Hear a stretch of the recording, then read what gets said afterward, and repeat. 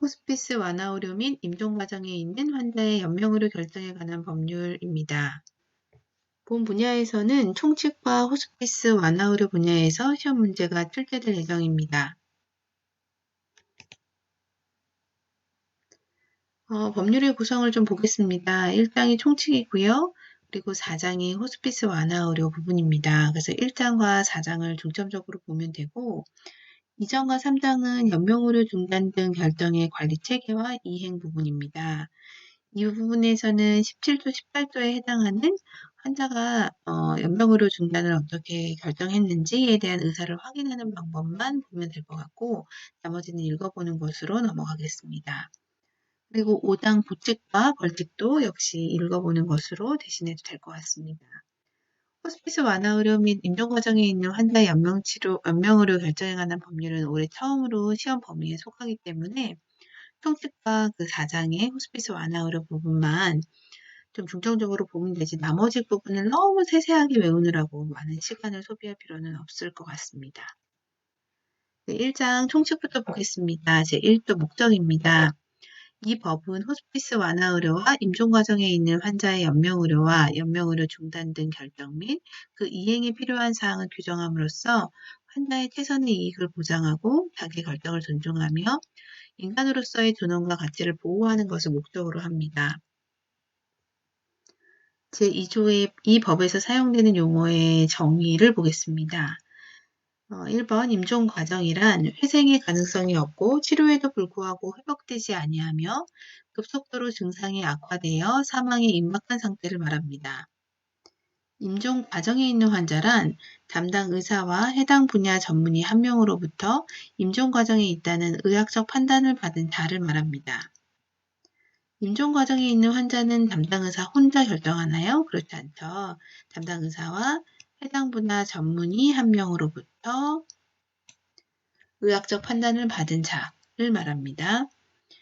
말기 환자란 적극적인 치료에도 불구하고 근원적인 회복의 가능성이 없고 점차 증상이 악화돼서 보건복지부령으로 정하는 절차와 기준에 따라 담당 의사와 해당 분야 전문의 한 명으로부터 수개월 이내에 사망할 것으로 예상되는 진단을 받은 환자를 말합니다.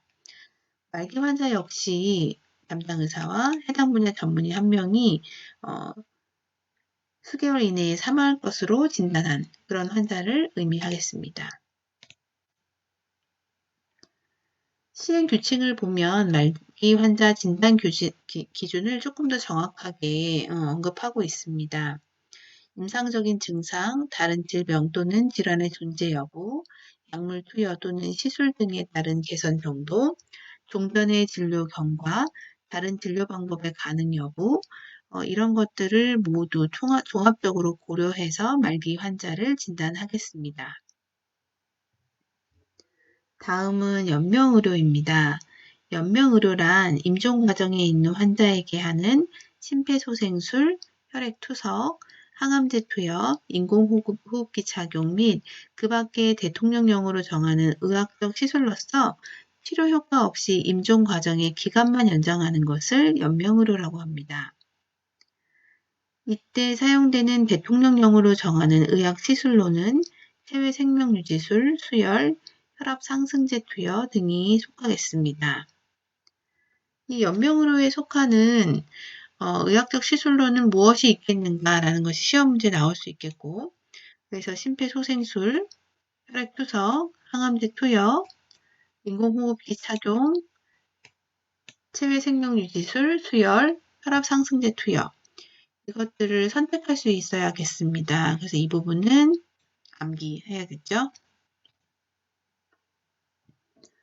다음은 연명의료 중단 등 결정에 대한 정의입니다. 연명의료 중단 등 결정이란 임종 과정에 있는 환자에 대한 연명의료 시행을 하지 아니하거나 중단하기로 하는 결정을 말합니다. 호스피스 완화 의료란 다음 항목의 어느 하나에 해당하는 질환으로 말기 환자로 진단을 받은 환자 또는 임종 과정에 있는 환자, 그 가족에게 종합적인 평가와 치료를 목적으로 하는 의료를 말합니다. 호스피스 완화 의료의 경우에는 본 법률에 대한 시험 범위에 속하기 때문에 좀 잘 암기를 해둬야 되고요. 여기에 해당하는 질환은 다음과 같습니다. 암, 후천성 면역 결핍증, 만성 폐쇄성 호흡기 질환, 만성 간경화. 이런 질환으로부터 말기 환자로 진단을 받는 환자의 경우에는 종합적인 평가 치료를 목적으로 하는 모든 의료를 통합해서 호스피스 완화 의료라고 통칭하게 됩니다.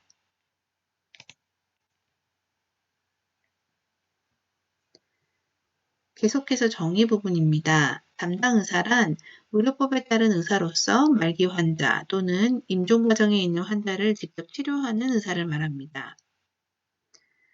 연명의료 계획서란 말기 환자 등의 의사에 따라 담당 의사가 환자에 대한 연명의료 중단 등 결정 및 호스피스에 관한 사항을 계획하여 문서로 작성한 것을 말합니다. 따라서 연명의료 계획서는 의사가 작성하는 거고요. 사전 연명의료 의향서란 19세 이상의 사람이 자신의 연명의료 중단 등을 결정하고 호스피스에 관한 의사를 직접 문서로 작성한 것을 말합니다.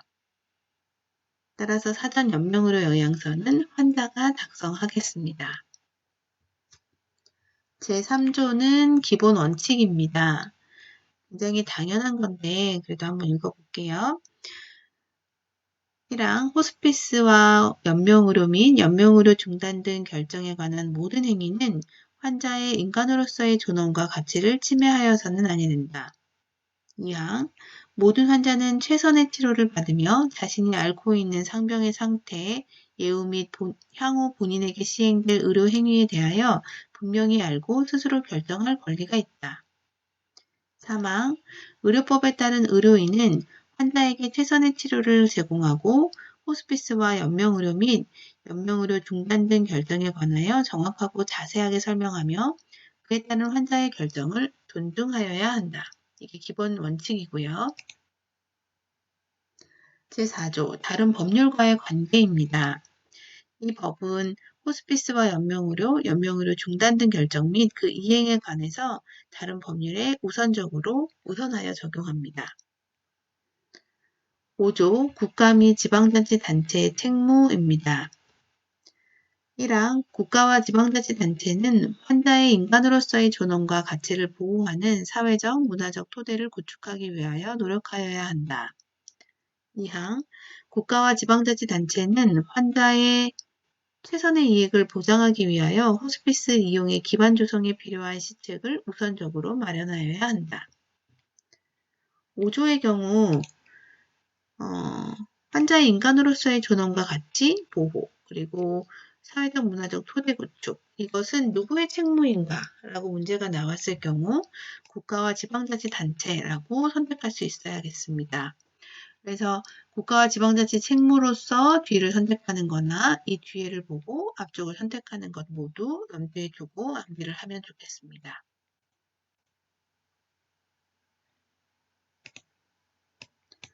다음 6조와 7조는 중요 부분입니다. 6조 호스피스 날의 지정 부분입니다. 삶과 죽음의 의미와 가치를 널리 알리고 범국민적 공감대를 형성해서 호스피스를 적극적으로 이용하고 연명의료에 관한 환자의 의사를 존중하는 사회 분위기를 조성하기 위해서 매년 10월 둘째 주 토요일을 호스피스의 날로 지정하고 있습니다. 올해도 10월 둘째 주니까 10월 9일이죠. 10월 9일 토요일이 호스피스의 날이었고요. 이때는 이 취지에 조합하는 행사와 교육, 홍보 이런 것들을 실시할 수 있습니다. 제7조 종합계획의 시행 및 수립 부분입니다. 본 법인 호스피스 완화의료 및 임종 과정에 있는 환자의 연명의료 결정에 관한 법률은 제일 최고가 보건복지부 장관으로 되어 있습니다. 그래서 각종 종합계획이나 지정 신청한다거나 취소를 하는 것 모두 보건복지부 장관이 하게 됩니다. 1항을 읽겠습니다. 보건복지부 장관은 호스피스와 연명의료, 연명의료 중단 등 결정의 제도적 확립을 위하여 관계 중앙기관의 장과 협의하고 국가 호스피스 연명의료위원회의 심의를 거쳐 호스피스와 연명의료, 연명의료 중단 등 결정에 관한 종합계획을 5년마다 수립 추진하여야 합니다. 누가 종합계획을 시행 수립한다고요? 네, 보건복지부 장관이고, 그리고 어디에 심의를 거치냐면 국가 호스피스 연맹으로 위원회에 심의를 거칩니다. 그리고 나서 5년마다 종합계획을 수립 추진하도록 하고 있습니다. 이 종합계획 수립에 포함되어야 될 사항은 다음의 8가지로 정의하고 있습니다. 호스피스와 연명의료 중단 등 결정의 제도적 확립을 위한 추진 방향, 기반 조성, 그리고 관련된 정보 제공 및 교육의 시행 지원, 의료기관 윤리위원회의 설치, 운영에 필요한 지원, 말기 환자 등과 그 가족의 삶의 질 향상을 위한 교육 프로그램, 지침 개발 및 보급, 호스피스 전문기관의 육성, 전문 인력의 양성, 다양한 호스피스 사업의 개발, 호스피스와 연명의료 중단 등 결정에 관한 조사 연구에 관한 사항, 그 밖에 제도적 확립을 위해서 필요한 사항, 이런 것들이 종합계획에 포함되어야 합니다.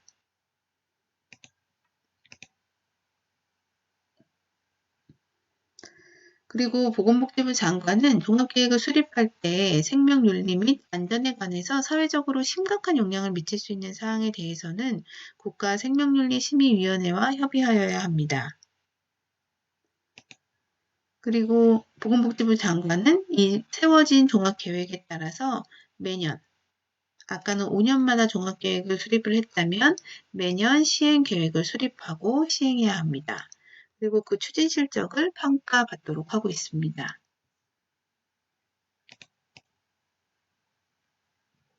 다음 제8조 국가호스피스 연명의료위원회입니다.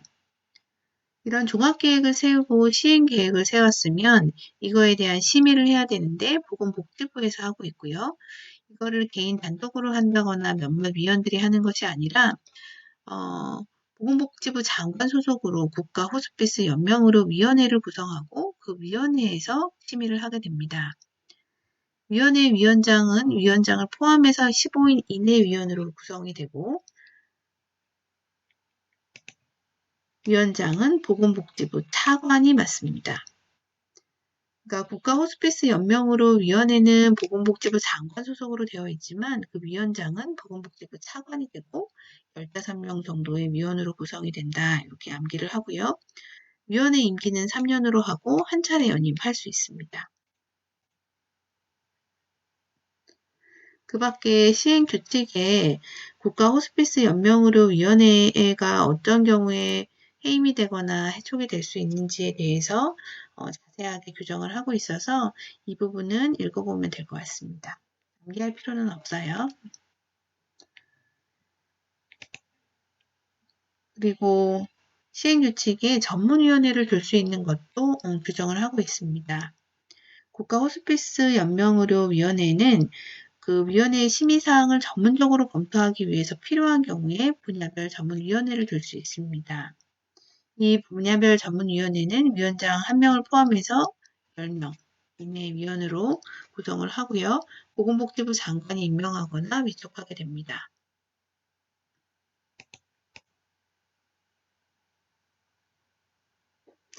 이 8조까지가 1장 총칙에 해당하고 9조부터는 2장에 해당합니다. 그래서 연명으로 중단 등 결정의 관리 체계에 대한 부분이고 이 부분은 좀 읽어보고 넘어가면 되고요.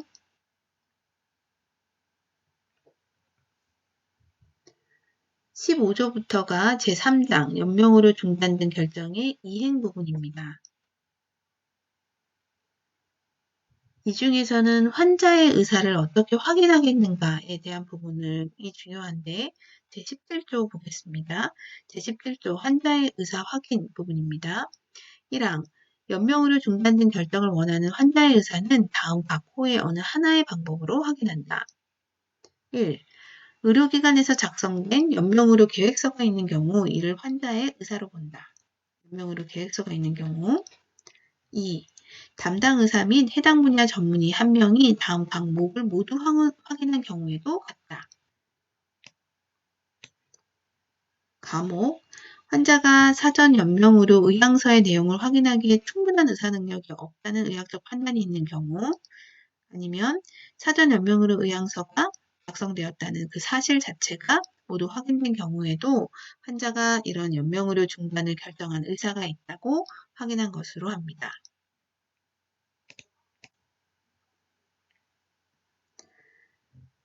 그런데 이렇게 1호, 2호에 해당하지 아니하고 19세 이상의 환자가 의사를 표현할 수 없는 의학적인 상태인 경우에는 어떻게 환자의 의사를 확인할까요?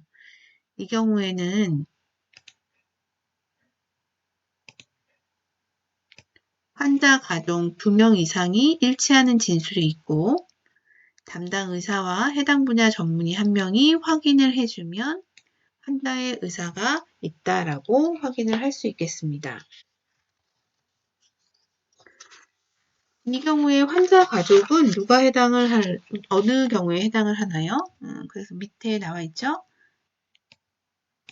이게 이제 환자 가족인데, 배우자는 알 것이고, 직계 비속, 직계 존속인 경우에 환자 가족에 해당합니다. 직계 비속은 나를 중심으로 아래 세대에 속하는 자녀를 말합니다. 그러니까 자녀, 손자녀, 증손자녀, 이게 직계 비속이 되고요. 직계 존속은 나를 중심으로 수직으로 연결된 부모, 윗세대를 말합니다. 그래서 부모, 조부모, 증조부모, 고조부모, 여기가 직계 존속이 되겠습니다.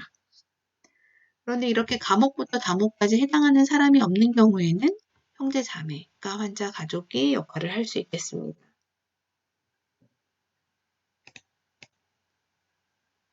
이렇게 환자의 의사를 확인해서 연명의료 중단 등의 결정을 이행을 하게 되고요. 다음은 4장 호스피스 완화의료 부분입니다. 제21조에서는 호스피스 사업이 무엇인지에 대해서 정의하고 있습니다. 보건복지부 장관은 호스피스를 위하여 다음 각 호의 사업을 실시하여야 합니다. 1. 말기 환자 등의 적정한 통증 관리 등 증상 조절을 위한 지침 개발 및 보급. 2. 입원형, 다문형, 가정형 호스피스의 설치 및 운영, 그 밖의 다양한 호스피스 유형의 정책 개발 및 보급. 3. 호스피스의 발전을 위한 연구개발 사업. 4. 호스피스 전문기관의 육성 및 호스피스 전문 인력의 양성. 5. 말기 환자 등과 그 가족을 위한 호스피스 교육 프로그램 개발 및 보급. 6. 호스피스 이용 환자의 경제적 부담 능력을 고려한 의료비 지원 사업. 7. 말기 환자 호스피스의 현황과 관리 실태에 관한 자료를 지속적이고 체계적으로 수집 분석해서 통계를 산출하기 위한 등록 관리 조사 사업. 이거를 등록 통계 사업이라고 하고 이 역시도 호스피스 사업에 들어갑니다. 8. 호스피스에 관한 홍보. 9. 그 밖에 보건복지부 장관이 필요하다고 인정하는 사업입니다. 이 9개에 대해서는 그 호스피스 사업으로 정의를 하고 보건복지부 장관이 이 사업을 실시하도록 하고 있고요. 그럼 직접 하느냐? 그렇지는 않고 관계 전문기관과 단체에 위탁하여 진행할 수 있습니다.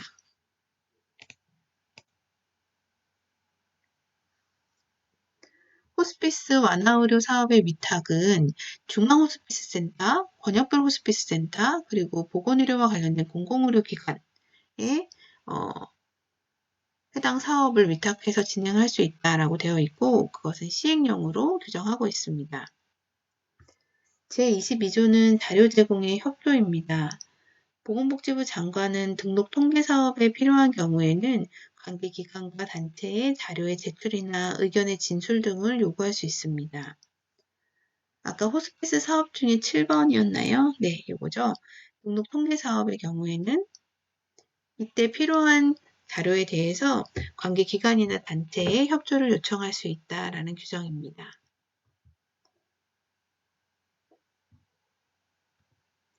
여러 가지 위탁기관 중에 23조 중앙호스피스 센터 지정입니다.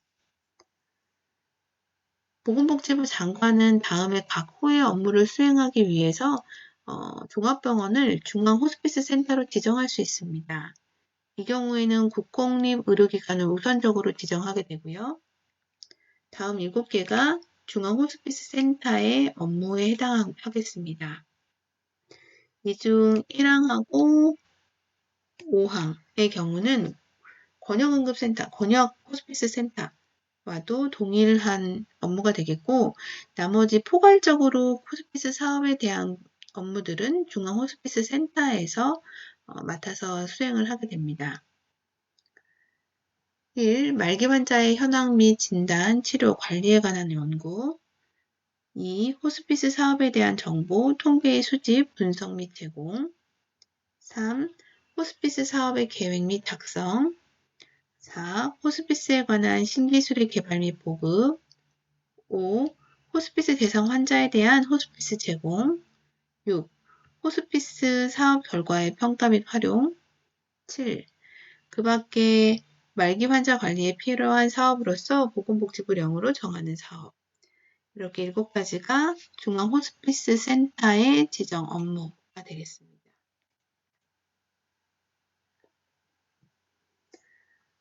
시행 규칙에서는 중앙 호스피스 센터의 지정 기준에 대해서 정의하고 있고요. 중앙 호스피스 센터가 되려면 호스피스 전문기관의 지정을 받아야 되고, 다른 병동과는 물리적으로 구분되는 그 호스피스 완화의료 병동을 갖춰야 되고, 독립된 사무실, 연구실, 회의실을 갖추도록 하고 있고, 독립된 온라인 정보 시스템을 갖추고 10명 이상의 전담 인력을 갖추도록 지정하고 있습니다. 제23조 중앙 호스피스 센터의 지정 부분입니다. 만약 이런 앞에서 얘기했던 각 호의 사업을 하지 아니하거나 잘못 수행한 경우에는 보건복지부 장관이 이런 중앙 호스피스 센터를 시정을 명하거나 지정을 취소할 수 있습니다.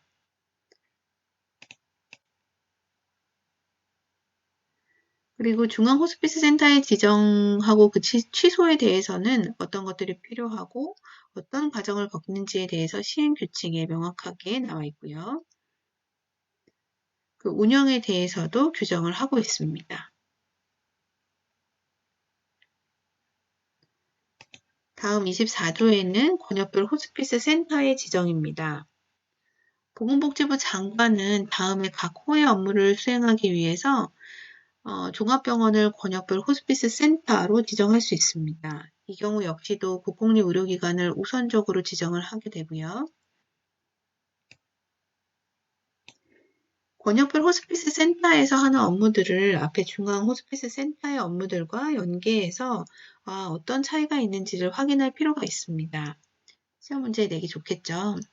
그래서 말기 환자의 현황 및 진단, 치료, 관리에 관한 연구, 그리고 4목에 해당하는 호스피스 대상 환자의 호스피스 제공, 이 2개에 대해서는 중앙 호스피스 센터와 동일한 업무입니다. 하지만 해당 권역에 해당하는 호스피스 사업에 대한 지원이라든가 각종 업무들은 권역별 호스피스 센터에서 하게 됩니다. 그리고 7목에 해당하는 말기 환자 등록 통계 자료의 수집, 분석, 제공은 권역별 호스피스 센터의 업무로 지정하고 있습니다.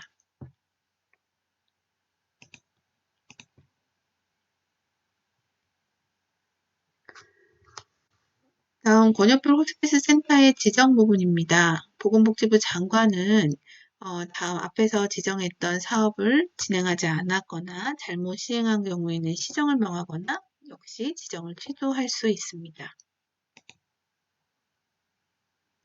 시행 규칙에 권역별 호스피스 센터의 지정 운영에 대해서 명확하게 명시를 해놓고 있고요. 다음 25조는 호스피스 전문기관의 지정입니다.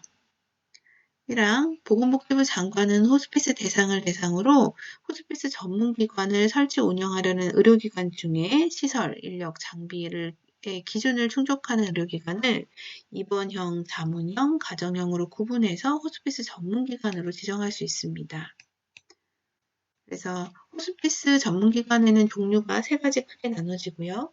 입원형, 자문형, 가정형.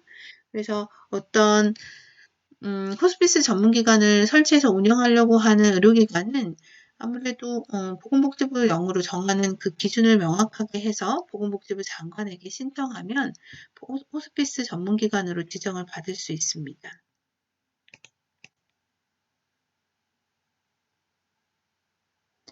호스피스 전문기관 지정에 필요한 서류들 그리고 그 과정들에 대해서는 시행규칙에 규정을 하고 있습니다.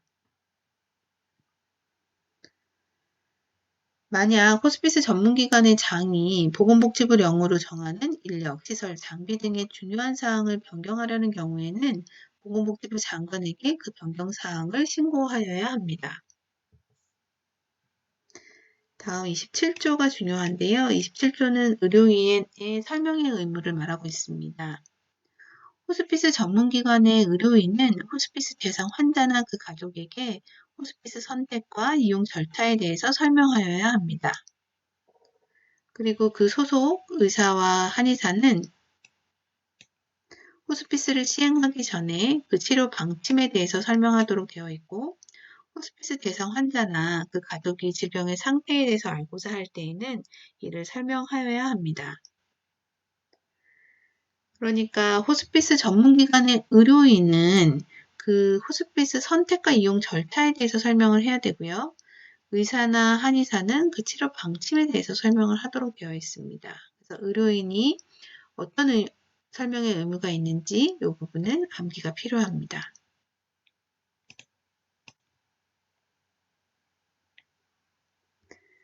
다음 28조는 호스피스의 신청 부분입니다. 호스피스 대상자가 호스피스 전문기관에 호스피스를 이용하려고 하는 경우에는 이용 동의서 그리고 의사의 소견서를 첨부해서 신청하면 됩니다. 보통의 경우는 이제 본인 환자가 하게 되지만 의사결정 능력이 없다 그러면 미리 지정한 지정 대리인이 신청할 수가 있고 언제든지 직접 또는 대리인을 통해서 이 모든 신청을 철회할 수 있습니다.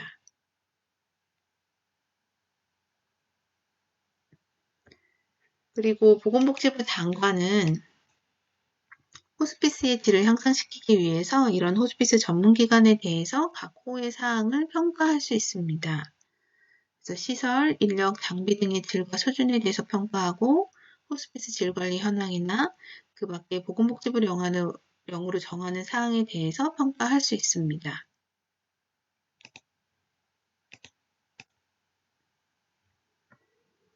네, 시행규칙에 호스피스 전문기관의 평가 항목이나 언제 하는지, 시기, 방법, 일정 등에 대해서 규정을 하고 있고요.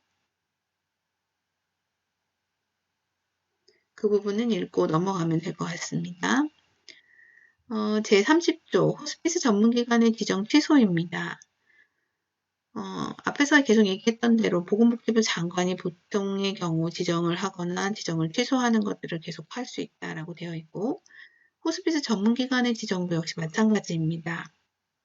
보건복지부 장관은 다음에 각 호에 해당하는 경우에 지정을 취소하여야 합니다. 어떤 경우인지 볼까요? 네, 거짓이나 그 밖에 부정한 방법으로 그 호스피스 전문기관으로 지정을 받은 경우, 그다음에 지정 기준에 미달하는 경우, 그리고 정당한 사유 없이 평가를 거부하는 경우 지정을 취소할 수 있습니다.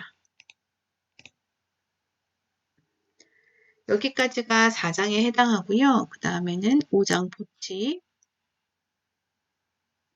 6장 벌칙에 해당하는 부분입니다. 그래서 5장과 6장은 여러분이 한번 읽어보면 되는데 굉장히 자세한 부분을 암기할 필요는 없고 1장 총칙과 4장에 해당하는 부분, 이 부분이 호스피스 완화 의료 임종 과정에 있는 환자의 연명 의료 결정에 관한 법률의 시험 범위에 해당하기 때문에 그 부분은 철저하게 이제 암기를 하고요. 3장의 환자의 의사에 대한 확인의 부분, 이 부분도 중요한 부분이라서 그 부분만 따로 여러분들이 챙기면 될 것 같습니다. 네, 긴 시간 고생하셨고요. 여기까지 마치겠습니다. 감사합니다.